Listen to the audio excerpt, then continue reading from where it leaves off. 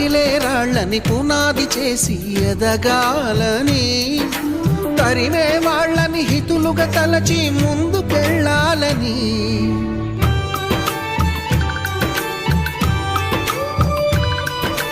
కన్నుల నీటిని కలల సాగుకై వాడుకోవాలని, కాల్చే నిప్పుని ప్రమిదగా మలచి కాంతి పంచాలని, గుండెతో ధైర్యం చెప్పెను, చూపుతో మార్గం చెప్పెను, అడుగుతో గమ్యం చెప్పెను.